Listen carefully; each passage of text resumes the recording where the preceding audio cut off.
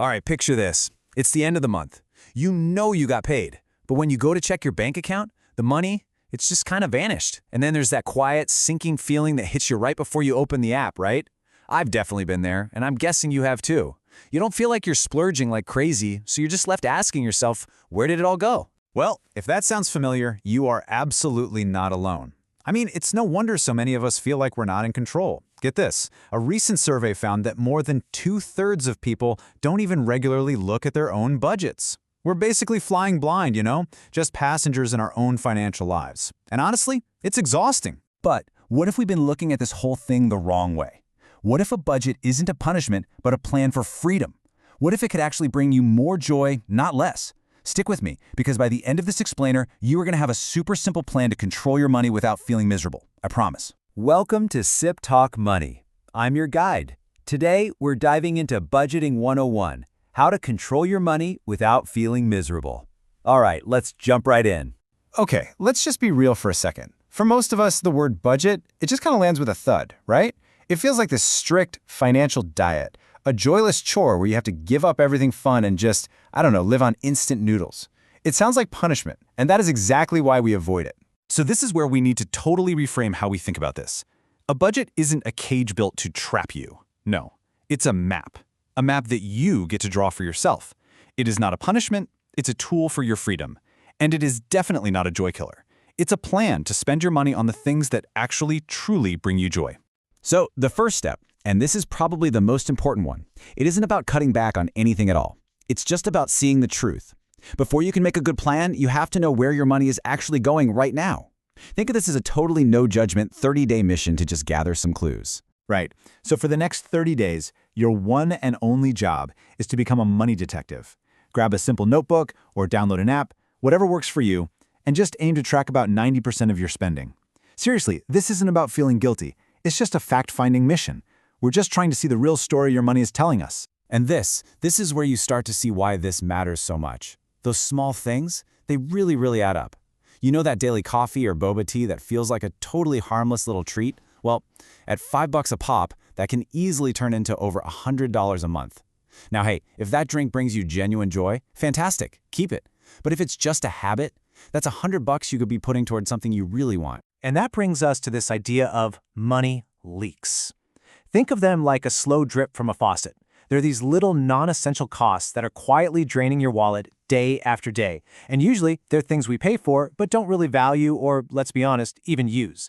Like those forgotten subscriptions or memberships we signed up for and never touch. And just look at how one tiny change can create a huge win. Find just one leak. Let's say it's a $10 a month streaming service you don't even watch anymore. If you cancel it, boom, that's $120 a year back in your pocket. That's not a sacrifice, people. That's literally finding free money. Okay, so once you've tracked your spending for a bit and maybe plugged a leak or two, it's time for a simple plan. And don't worry, forget about complicated spreadsheets. We're going to walk through a really simple framework called the 50-30-20 rule. And I want you to think of it more like a flexible map, not a set of rigid, breakable rules. Here's the basic idea. About 50% of your take-home pay goes to your needs. The absolute essentials, like rent, groceries, utilities. Then 20% goes toward your future self, so savings, investing, paying down debt. And now for the best part. A full 30% is set aside for your wants. This is the fun stuff. We're talking dining out, hobbies, shopping, all of it. Let's make this real with an example.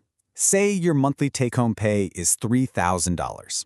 Okay, so with the 50-30-20 rule, that means you'd have about $1,500 for your needs, $600 for your savings and debt payments, and a whopping $900 to spend on your wants. And that's completely guilt-free spending.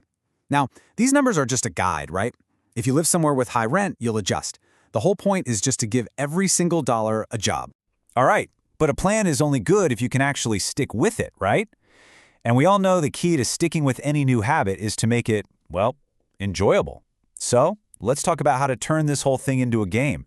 We're going to use a really cool concept called gamification. Here are just a few ideas to make it fun. You could start a 30-day savings challenge with a friend, or try to do a no-spend streak during the week. Maybe use a visual method, like literally coloring in a progress chart as you get closer to a goal.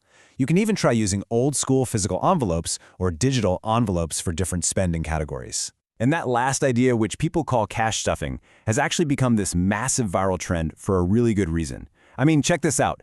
Videos with the hashtag cash stuffing have over 850 million views on TikTok. Why? Because it's so satisfying. It turns saving money into this tangible, game-like ritual that people actually look forward to doing. Okay, now we need to talk about what I believe is the most important rule in all of budgeting. And it's this.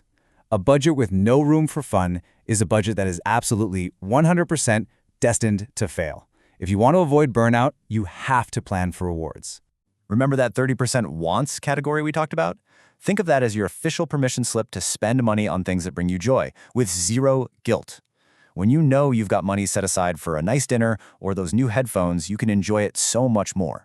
This is what keeps your morale high and makes the whole thing sustainable for the long run. So what does this actually look like in the real world? Look, I'll be honest, budgeting might feel a little clunky at first, but I promise you, after just a couple of months, you will see a massive difference. Let me tell you a quick story. So there's Layla. She's 24 and lives in Bangalore. Before she started, she was constantly stressed about money, always living paycheck to paycheck. After just 3 months, only 3 months, of tracking her spending and using a simple plan, she had saved 4,500 rupees, which is about $54. With that, she was able to go out and buy the earbuds she'd been wanting, with cash. And she said she felt calm and in control for the very first time. It's the same income, just a whole lot less stress. So if there is just one thing you take away from all of this, let it be this. A simple budget is not about saying no to life. It is about giving yourself the power to say yes on purpose, to say yes to the things that truly matter to you.